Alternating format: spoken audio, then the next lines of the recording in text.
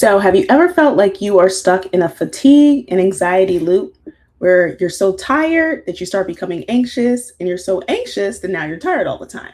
So, if you've been experiencing this, it's something that is not uncommon, especially among women. So I want to share with you three practical strategies, or at least three practical habits that you can implement to really interrupt that fatigue and anxiety cycle today. So thank you to everyone that is jumping on here live. Say hey if you're watching this live. If you are catching this on the replay, you can always drop in any questions or thoughts or perspectives inside of the comments. And if you're new to me, let me make sure that I properly introduce myself. My name is Tomesha Campbell, and I'm the founder of What's Causing This. And here we have conversations around unexplained symptoms and what the causes may be. So we talk about those of us who either have a diagnosis after, are those who don't yet have a diagnosis before. I switched those. It was supposed to be before and after, but you know what I mean. So the whole point of what we do here is really think about what's causing this. What's causing this when it comes to our fatigue? What's causing this when it comes to our anxiety? But we also like to make sure that we provide you with very practical strategies and practical steps and actual actionable steps you can take. And in this conversation, we're going to be going more into the how. Earlier, we provided you in our last video, we provided you with some context around can anxiety cause fatigue. So if you want to learn more about that, check the link below this video and it'll be able to take you to that conversation. But today we're going to be diving, like I said, specifically into three practical habits that you can implement. Now, the first thing that I really want to touch upon is movement. Now, let me talk about why this is a habit that matters. And no, I don't mean movement as an exercise. So if you're about to click away because you're like, girl, I'm not trying to go exercise, that's not what I'm talking about. When we think about movement and how important it is, movement is really about helping you regulate your mood. So one of the things that we have to keep in mind when it comes to movement is that movement is a great strategy from the instance of fighting fatigue, in the instance of as we are actually moving our body, we are moving our body, we are circulating our blood, we are actually engaging in something that, yes, does utilize energy, but when utilized appropriately, it can actually help us gain more energy because it can help us fight that fatigue that we often feel when we're feeling sick. Oh, Siri, girl, I'm not talking to you right now. You know, they're always listening, y'all. So it can help us fight that fatigue that we often experience when we're going through fatigue that can be caused by something that could be biological, psychological. We talked a lot more about that in the previous video, so I'll leave you to go there to talk about can fatigue and cause anxiety. But when we talk about this from the standpoint of movement, movement is about helping you move your body in a way that's going to help you regulate your mood, like you said, so help with the anxiety, but also provide you that energy and that boost that we often need. So for many people, movement, especially if you're somebody who spends a lot of time indoors, can look like going outside and walking, getting that natural sunlight, getting that ability to get the energy that you need back, the nutrients that you need, and things like that. So that's why we always want to think about movement from the standpoint of not exercise, but literally moving your body. And I do have notes, which I didn't look down in this moment, but I think I touched upon the things that I wanted to talk about. The second thing that's important in when we're thinking about this conversation is mindset.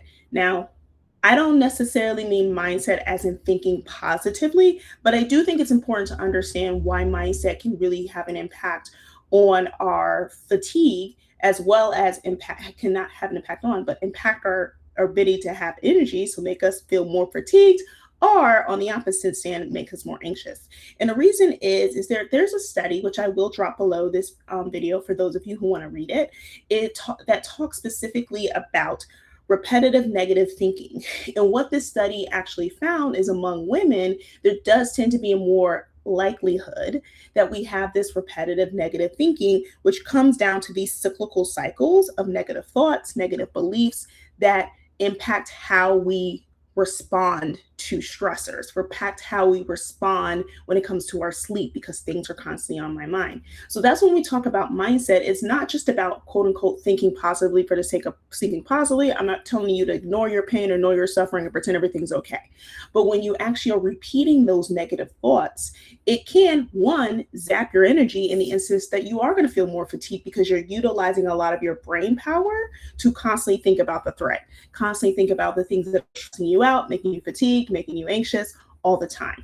At the same time, when you're constantly in a fight or flight mode, mindset wise, it's also going to impact, like I said, how fatigued you feel, but it's also going to straight up make you more anxious. Like if you're constantly thinking about what's going to happen next, what negative thing's going to happen next, instead of seeing this as like a positive or pretty much a neutral, because I don't think we always have to be positive, but we can be more neutral. When you go straight to the negative, that once again impacts how your body responds. It puts you constantly in a stage where your cortisol is going to be higher versus your cortisol being lower. It's going to be constantly putting you in a stage where where your levels of hormone, where your hormones, especially for women, are constantly ready to like fight the next, battle that's happening, whether that battle's in your head or that battle's in real life. So that's why when we think about mindset, really supporting you is not, like I said, thinking always positively, but thinking more neutrally about situations and understanding when I come to these instances where I'm constantly in a fight or flight mode. And people always make fun of me because I always have like a notebook on hand. But I think it's very important for some of us who feel comfortable to journal our thoughts, feel comfortable to get things out. I don't know why I showed that big old notebook when I got literally this notebook right in front of me, but here we are. But the point is that by journaling can be a strategy that can really support you get the negative thoughts out onto paper, because sometimes when you see them, you can be able to go back and tell yourself, okay, is this really true? Is this really this belief that I'm holding on to really what it is? Or maybe this is just my perspective. It can also help you trace those patterns over time. If you're constantly thinking about the same repetitive negative thinking about the same exact issue, well, maybe that's something that the next time you go to therapy, your therapy session, hey, maybe I should talk about my therapist about the fact that I keep writing this down. This is the thing that's going on in my head. Or maybe it could be something that's triggering you. Maybe it's a certain time of the year, where you've lost somebody, so you have a specific thoughts about a person that's no longer in your life. Or maybe it's a stressor that's happening at work, or maybe it's a stressor that's happening if you're running a business, So it's like when we can be able to trace these patterns and be able to see these things, it's a lot easier to be able to take action because you actually know what that thing is that's really causing and triggering this fatigue, causing and triggering this anxiety, right? Sometimes people do this thing where they guess. And I always encourage clients, or at least I have in the past for sure, is not guessing about what's wrong, but actually looking at the data, looking at the evidence, and being able to make decisions based on that. So that's why mindset is important and is our second point. And then the third one I want to make sure we talk about is meals. And yes, I wanted to use three M's, so here we are. When we talk about meals, I don't just mean eating a balanced diet, though that is important. What I'm talking about when it comes to meals is first and foremost eating regularly, right? When we are feeling fatigued, when we're feeling anxious, sometimes it's literally because we're hungry, we ain't eating food. And I want to really unpack this because there's been a lot of conversations, especially now with a certain condition that's making people poop a lot, little diarrhea situations is happening. And I can get that some people may joke about that, but for some people, you might genuinely be anxious about eating. You may be thinking like, I don't really know I should be eating vegetables right now. I got to avoid the devil's lettuce because it's really lettuce that's the devil that's trying to take us all out. Like you might be really anxious right now about food. And in those instances, when we get too anxious about our food choices, when we get too anxious about all the possible repetitive negative thinking that can happen, sometimes it can cause us to start skipping meals unintentionally or maybe intentionally. And I really want to encourage you that, yes, we should be mindful about the foods that we're eating in the instance of if we know there's some stuff going on and bacteria that's taking people out, we should probably be careful about the foods that we're eating. It doesn't mean that you shouldn't eat. You should still find ways to eat regular meals. You should still, even if those meals aren't the quote unquote healthiest options out there, right?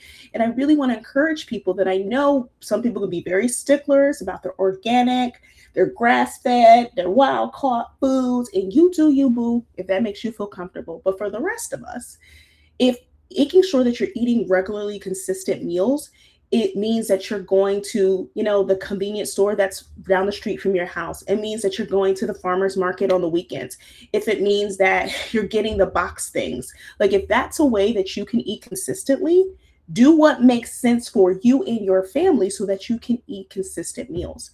Because if you're struggling with fatigue and you're struggling with anxiety and it's really rooted around the fact that you're not nourishing your body, Yes, there's ways that you can have the highest quality of everything, but I need you to eat food first and then think about the highest quality when you're at a point where you're not fatigued all the time, where you're not anxious all the time, right? Like, don't add more struggle to the bus if you can sit there and navigate what can make the most sense for me today, and then let me improve on that. Because when you get in the habit of eating more consistently, when you get in the habit of cooking your meals, when you get in the habit of the grocery shopping, like, all those things build upon each other, but you don't need to go to step 17 before you even done step, 1.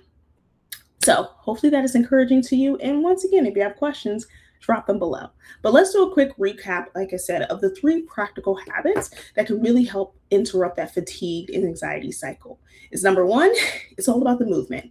Doesn't mean that you need to exercise yourself into oblivion, but it does mean that moving your body in ways that can give you more energy, in ways that can get your body out of this fight and flight mode into a state of calm is important. Which also goes into number 2, your mindset, right?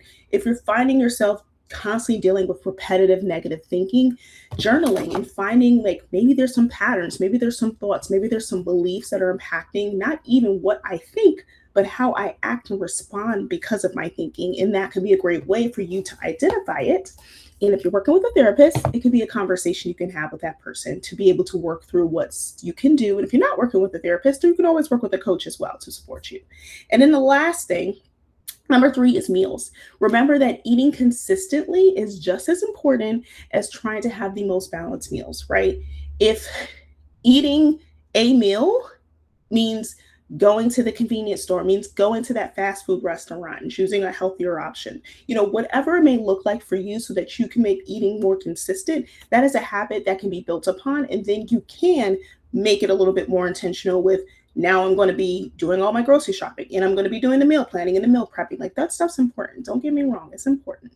However, if the habit hasn't even been built to eat and the habit has built to restrict or to wait or to delay or to skip, eating consistently is the habit that's going to be able to support you right in the right now, when it comes to being able to support your fatigue, being able to give you the energy that you need by eating the nutrients that you need, but also being able to support your anxiety because you're not worried about, is this the healthiest option that I can have? And you're like, hey, the healthiest thing I can do right now is feeding my body. And then we can worry about the other stuff later. So I hope that gave you some insight, some perspective, and some practical things that you can do right now if you're struggling with fatigue and anxiety. And if there's any questions that you have about what's causing this, and you would love us to cover, make sure you drop it below this video, and we would love to address that in our next one. So have a great one, and I will see you all soon on what's causing this and help you figure out what's causing whatever issues that you come up with. All right.